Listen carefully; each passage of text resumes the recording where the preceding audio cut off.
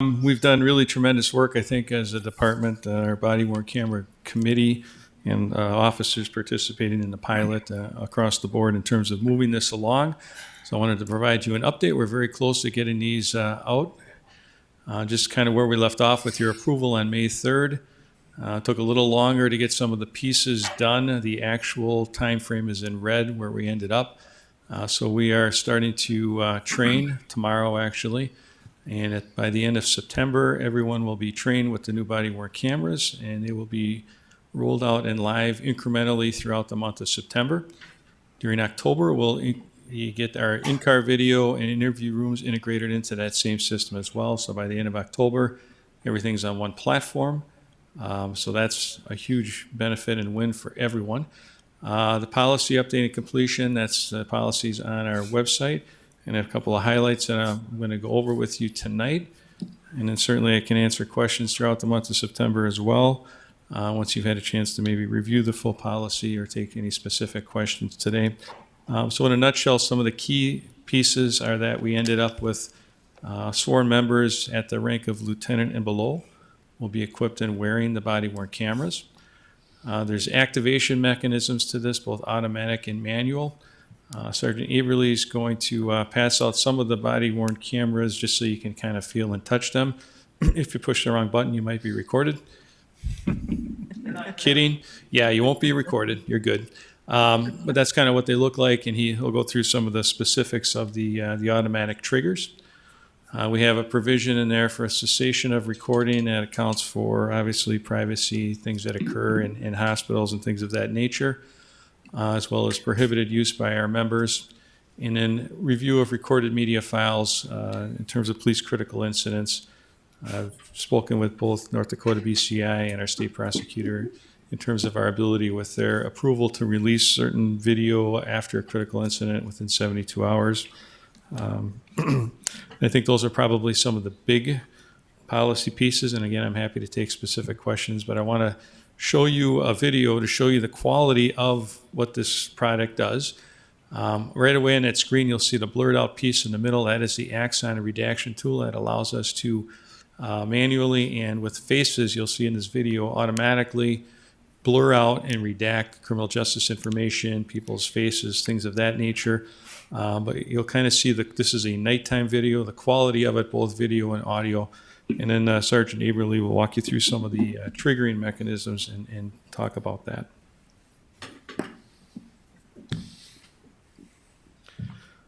So this camera has a 30-second playback. So 30 seconds in, the audio will start and we'll be live. And this is just a traffic stop.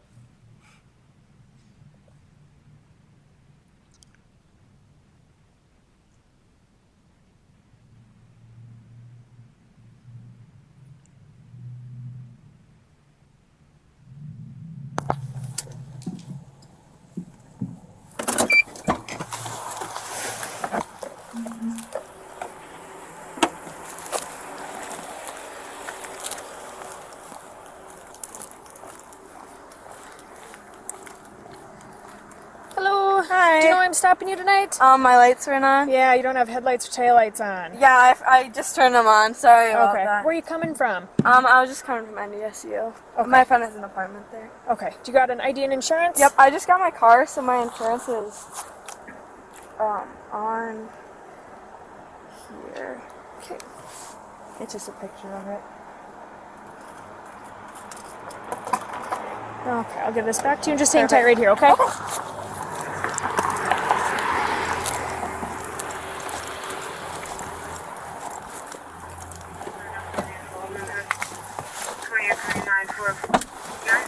David Heidelberg.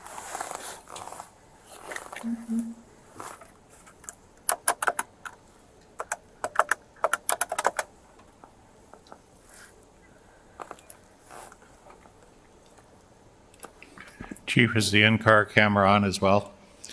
The in-car camera is on, yes. It's on a different platform though currently. So once we get that all integrated, it'll be all in sync.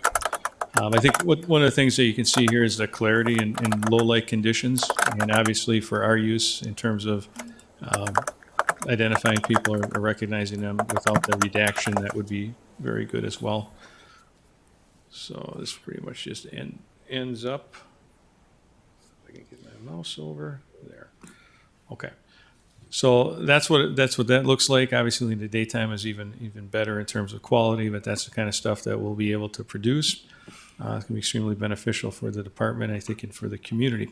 So I'm going to turn it over to Sergeant Aberle. He's going to talk about some of those automatic triggering mechanisms. And what that does is, through a lot of research and integration by Axon, identifying those situations in which things happen very quickly for the officers that, as we've seen in some instances previously across the country, they're now reacting to a threatening situation and either forget or they aren't able to get that camera on. So these triggering mechanisms help to alleviate a large majority of those situations. Go ahead, sir.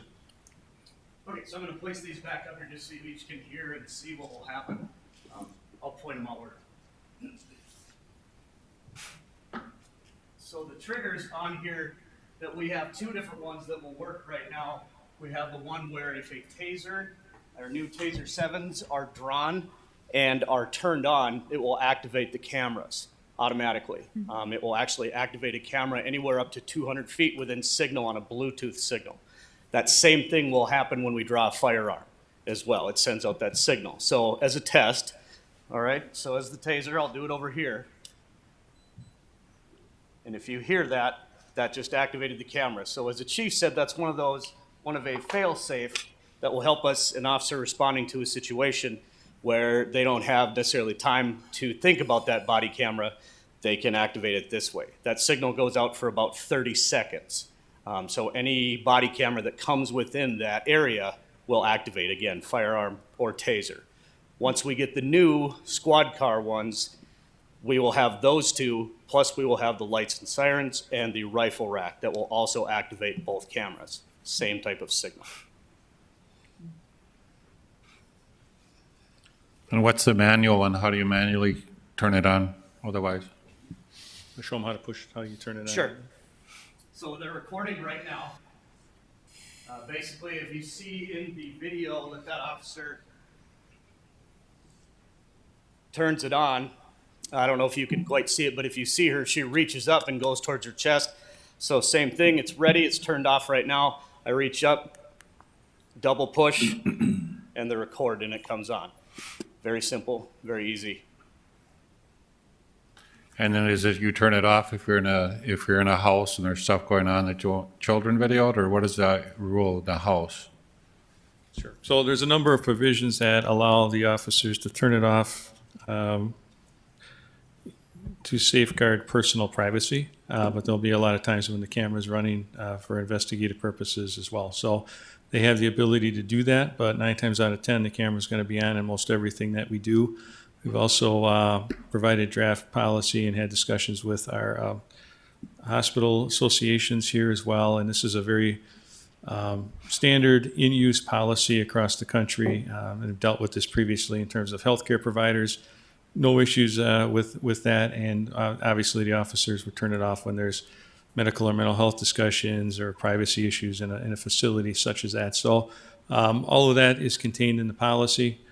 We've also worked with our prosecutors, and I think we have found the sweet spot with city prosecutors and our state prosecutors in terms of making access easy for them for case file location and discovery and things of that nature. So I think we're in pretty good shape by the end of this month for that to be rolling out, and then move and get those in-cars integrated in, and we'll be done by end of October. Commissioners, any questions? Or Preston? So the school resource officers will be wearing these as well? Yeah, and we've talked with superintendent and the schools, and we're all on the same level of understanding as well. So Okay. there'll be certain circumstances in which the SRO will activate the camera as well. All of the video, regardless of where it's shot, is owned by the department. We have the responsibility for open records and redaction and things of that nature. So how long is the video stored? Depending upon century code parameters, if it's a criminal investigation, the statute of limitations. If it's a charged case and someone has gone to prison, you keep it through appeal process. And then there's video we may have that involves personnel complaints. That's I believe 180, 190-day retention or until the case is completed, that type of thing. But there's also video that we'll keep for training purposes. So it's the same retention standard that we have in place today with our in-car video, and that's mostly designated by Century Code and city policy. Any other? Commissioner Strand? Thank you, Mayor. And Chief, this is really a significant move on behalf of the department and the city. And my sense is everybody in the community embraces it positively. And one of the best results will be affirmation that your department is always acting professionally.